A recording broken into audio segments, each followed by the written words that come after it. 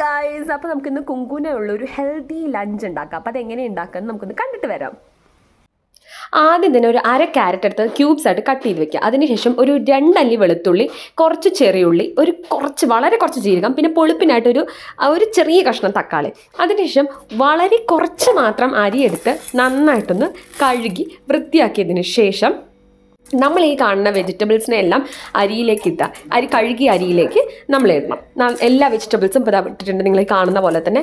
അതിനുശേഷം നമ്മൾ ചെയ്യേണ്ട കാര്യങ്ങൾ എന്താണെന്ന് വെച്ച് കഴിഞ്ഞാൽ അതിലേക്ക് കുറച്ച് വെള്ളം ആഡ് ചെയ്യുക. ഈ വെജിറ്റബിൾസൊക്കെ നമുക്ക് ഒരുമിച്ച് തന്നെ ഇടാം കേട്ടോ, ഒരു കുഴപ്പമില്ല. വെള്ളം ആഡ് ചെയ്യുക. ഇത് നമ്മൾ കുക്കറിൽ വെച്ചാണ്, ഇതിനകത്ത് കുറച്ച് ഉപ്പും കൂടി ഇടണം. അതിനുശേഷം നമ്മൾ കുക്കറിൽ വെച്ചാണ് ഇതിനെ നന്നായിട്ട് ബോയിൽ ചെയ്തെടുക്കുക. ഒരു വലിയ കുക്കറിൽ കുറച്ച് വെള്ളം നിറച്ചിട്ട് ഈ പാത്രം അതിലേക്ക് ഇറക്കി വെച്ച് ഒരു 4 വിസിൽ 5 വിസിൽ.